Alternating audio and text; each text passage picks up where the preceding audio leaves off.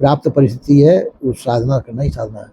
जैसे मैंने उदाहरण सुनाया, जैसे भिक्षा ले आए हम, भिक्षा ले आए, रोटी खाई बची, रख दी। अब जो मैंने दूसरे दिन भिक्षा को नहीं गए, तीसरे दिन चौथे दिन नहीं गए, वो अब किसी दिन भिक्षा को नहीं गए तो सूखी हुई रोटी काम में आ गई, उनको भिगो लिया पानी में और खा लिया।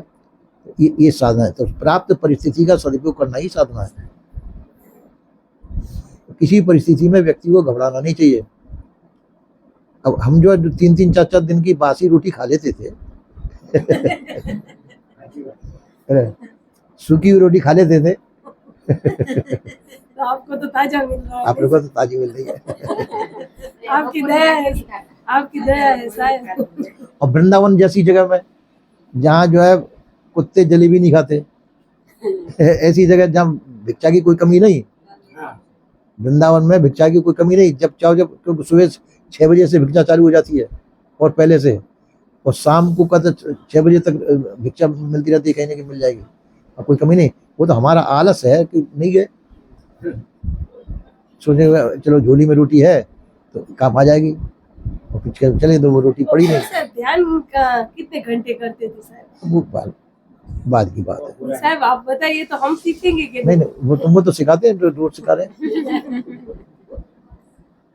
जब समय मिल जाए, जब करो, जब समय मिल जाए जरूर कर लेना चाहिए। तो सर आप बैठ जाते होंगे ध्यान में, तो फिर कब उठते थे? जब थक जाओ उठ जाओ। शरीर थकता है तब उठ जाते कैसे? जब जैसा विचार हो, अपनी शक्ति सामर्थ्य के अनुसार जितना हो सके करना चाहिए।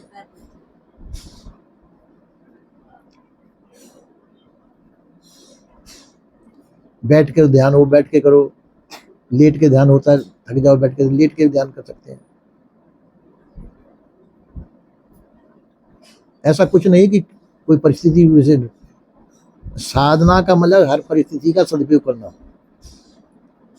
रूखा सूखा जैसा भी मिलता हो उसको खा करके संतुष्टि कर लेना।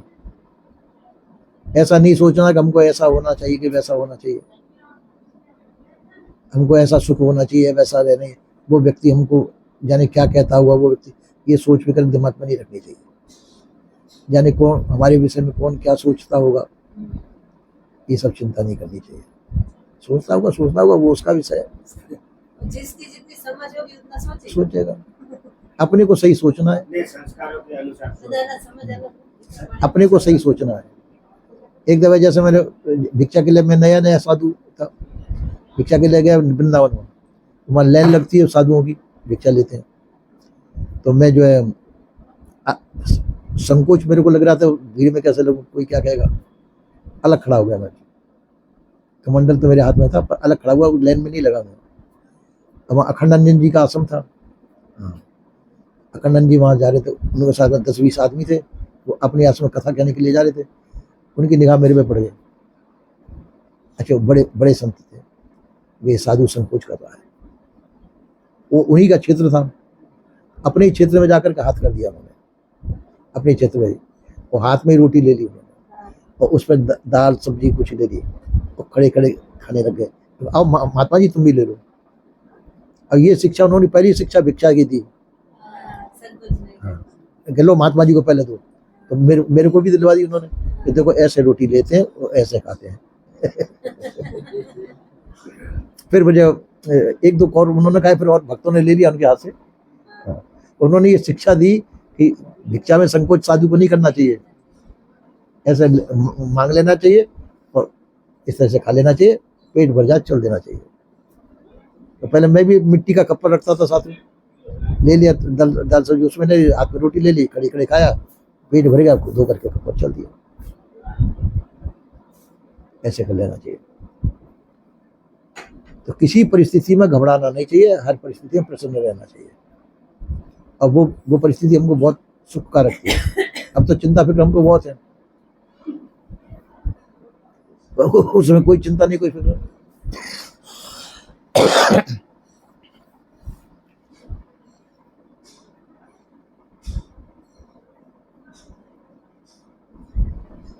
कोई किसी से शिकायत नहीं, कोई कुछ नहीं।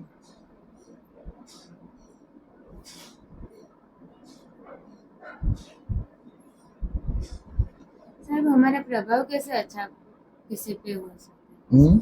हमारा प्रभाव किसी पे अच्छा हो ना, वो कैसे हो सकता तुम अपना प्रभाव दूसरे पे क्यों डालना चाहो? अपने नहीं रहे। हम अपना प्रभाव दूसरे पे क्यों डालें? हमको सावधान रहना है।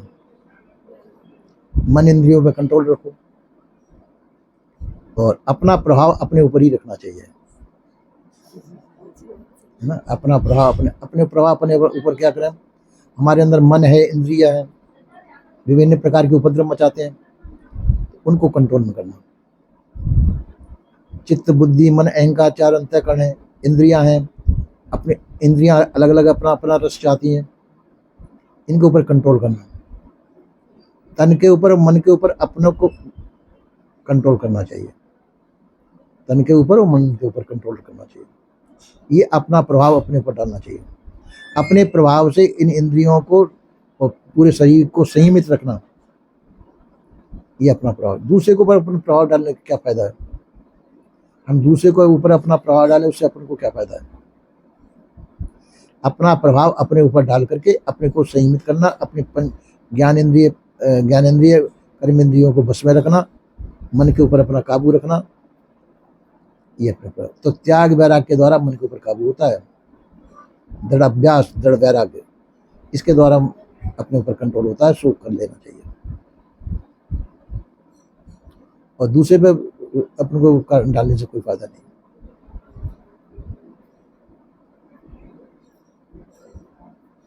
दूसरे को प्रभाव डालना है, दूसरे को कुछ वस्तु चाहिए वो उसको दे दो, दूसरे को कुछ वस्तु चाहिए वो दे दो, तुम्हारे पास है तो वो तुम्हारा एहसान मानेंगे, है ना। पर उससे तुम्हारे को क्या फायदा है? ठीक है, दे दो, है तो दे दो, कोई बात नहीं, तुम्हारे पास है तो दूसरे को आवश्यकता है तो दे दो। पर उसके ऊपर वो प्रभाव, वो तो तुम्हारा एहसान मान लेगा। उस एहसान मानने से तुमको तो कोई फायदा है नहीं। तो ऐसा नहीं सोचना चाहिए कि मेरा प्रभाव दूसरे ऊपर गिरे। अपने संयम के लिए हम अपने ऊपर अपना प्रभाव डालें, मन इंद्रियों पर अपना कंट्रोल करें और दूसरे से हम प्रभावित नहीं हो। सबसे बड़ी चीज है, दूसरे से हम प्रभावित नहीं होना चाहिए। दूसरा व्यक्ति कितना क्या है, चाहे ईश्वर हो, परमात्मा हो, मन जैसा सुना गया है, ईश्वर परमात्मा है नहीं, जैसा सुना जाता है कि ऐसे ईश्वर परमात्मा, कोई भी प्रभावशाली व्यक्ति हो, अपने आप को उनसे कम नहीं आंकना चाहिए, क्योंकि अपना प्रारब्ध अपने साथ है। प्रारब्ध तुम्हारे साथ है, प्रारब्ध के अंदर तुमको सब कुछ मिलेगा, प्रारब्ध से अधिक तुमको मिलने वाला नहीं है। तो अपन क्यों पराधीन हो किसी के साथ? इस प्रकार से जो अपने को अपने आप में सीमित रखना चाहिए, संयमित रहना चाहिए, मन इंद्रियों पे विजय करना चाहिए। मन इंद्रियों पे विजय करने वाले देखो, सती सावित्री हुई है, बड़ी बड़ी साध्वी हुई है, मदालसा हुई है, बड़ी बड़ी सती साध्वी ऐसी हुई है जिन्होंने अपने मन इंद्रियों पर कंट्रोल करके बहुत बड़ा प्रभाव किया है। तो वैसे ही बनना चाहिए। वीरता वही है जो अपने मन पे कंट्रोल करे,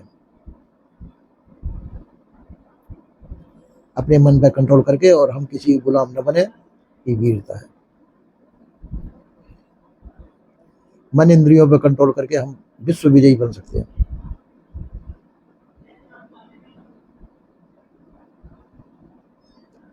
मन इंद्रियों पे कंट्रोल न करके तो संसार तुम्हारे ऊपर हैवी होगा, हम संसार के गुलाम बन जाएंगे। तो संसार की गुलाम हम न बने, ये कोशिश करना चाहिए। आजकल वो झांसी की रानी लक्ष्मीबाई आदि बड़ी बड़ी वीरांगनाओं की कथा सुनी जाती है, क्यों?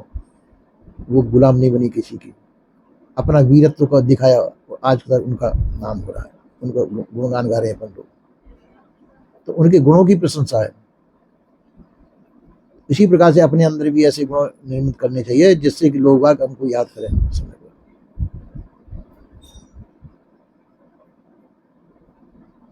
दूसरे का प्रभाव हमारे ऊपर न गिरे, हमारा प्रभाव दूसरे पर गिरना चाहिए।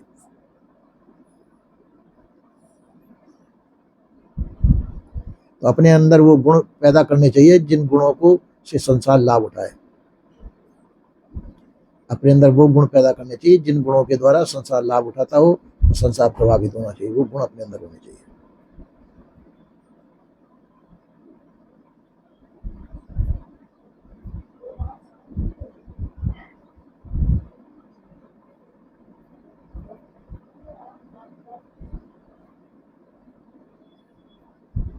कितना भी प्रभाव साहब दिखा दे संसार के लोगों पर, कोई काम नहीं आने वाला। नहीं इसे अपने में रहना अच्छा है। नहीं, वही तो अपने पर प्रभाव ना, दूसरे पे प्रभाव क्यों दिखाएं? हाँ, दूसरे पे अपना प्रभाव दिखाने से हमको क्या फायदा है? अपने आप को अपने काबू में रखना, हम किसी दूसरे के प्रभाव में ना आए, अपने आप में संयमित रहें। किसी के पास अच्छा सुंदर मकान है, किसी के पास अच्छा गाड़ियां हैं, किसी के पास अच्छा वैभव है, उससे हम प्रभावित क्यों हों? सही बात। उसके प्रारब्ध के अनुसार वो उसके पास मौजूद है, उसके पास है। तो हमारे प्रारब्ध के अनुसार हमारे पास आएगा। तो दूसरे को देख करके हम दूसरे से क्यों प्रभावित हों? सही बात है। हमें रोटी नसीब होगी तो हम सबकी रोटी ही पाएंगे, इसमें खुश है। सूखी रोटी का पेट भर जाता है बस। बस, और क्या चाहिए। अपने प्रारब्ध के अनुसार अपने को जो प्रारब्ध में है हाँ। वैसा अपने को मिलेगा, उसमें खुश रहना चाहिए।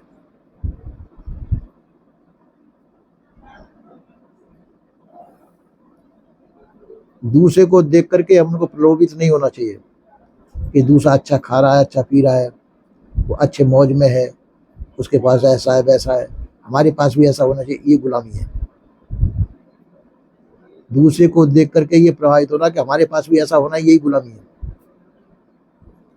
हमको हमारी परिस्थिति के अंदर खुश रहना है, जो हमारे पास मौजूद है, हमारे प्रारब्ध के अंदर मौजूद है, उसमें ही हम प्रसन्न रहें, उसमें खुश रहें।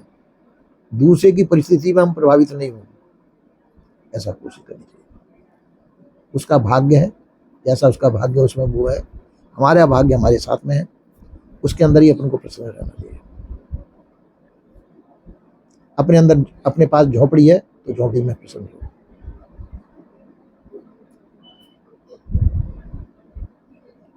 सती सावित्री जिस समय गई है, अपने राजमहलों को छोड़ करके गई है। सत्यवान को उसने अपनी इच्छा से स्वीकार किया, वो झोपड़ी में रहता था, राजमहलों को छोड़ा उसने। पिता ने समझाया, सबने समझाया, नारद जी ने समझाया कि बेटी तुम राजकुमारी हो, इसके सत्यवान के साथ में कैसे ये लकड़हारा है, लकड़ी काट करके अपना पेट भरता है। उसने कहा मेरे भाग्य मेरे साथ। तो उसने सत्यवान के साथ में विवाह किया, वहाँ रह करके खुद भी जाती थी सत्यवान के साथ में लकड़ी काटने के लिए, राजकुमारी होकर के। अपने ऊपर कितना संयम किया उसने। ये नहीं देखा कि मैं राजकुमारी हूँ, मैं कहते मैं इस लकड़हारे के साथ में कैसे शादी करूँ, ये नहीं सोचा उसने। तो इसलिए अपने परिस्थिति से अपन को समझौता करना चाहिए। जैसी भी परिस्थिति हो, हर परिस्थिति में हमको प्रसन्न रहना चाहिए।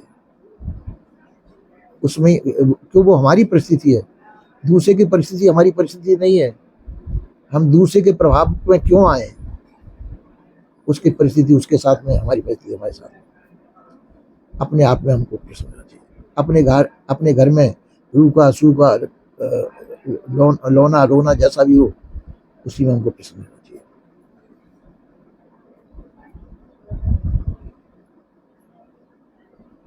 जो अपने अंदर संयमित रहता है वही विश्व विजयी होता है। और ऐसा भी नहीं सोचा कि हमारा प्रभाव दूसरे पे गिरे, हम क्यों डालें दूसरे पे प्रभाव?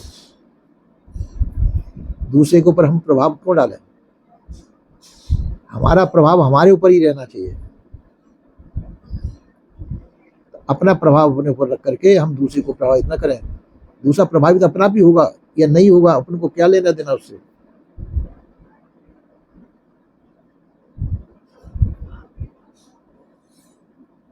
इस प्रकार से जो विश्व ऐसा व्यक्ति जो है अपने आप में जो सीमित रहता है, अपनी शक्ति अपने आप में सीमित रखता है, वो विश्व विजयी होता है।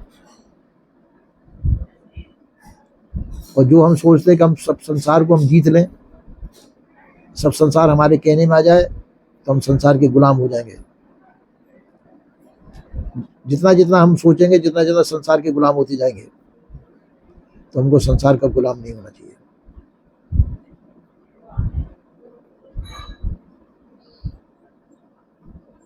देश काल वस्तु परिस्थिति का गुलाम नहीं होना चाहिए।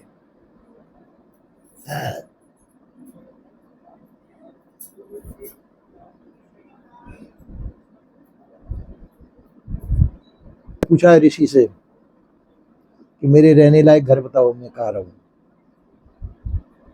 तो ऋषि ने कहिए, जाय न चाहिए कबहू कछु, तुम सन सहज सनेह, बसो निरंतर तास और सो रावर निज गे।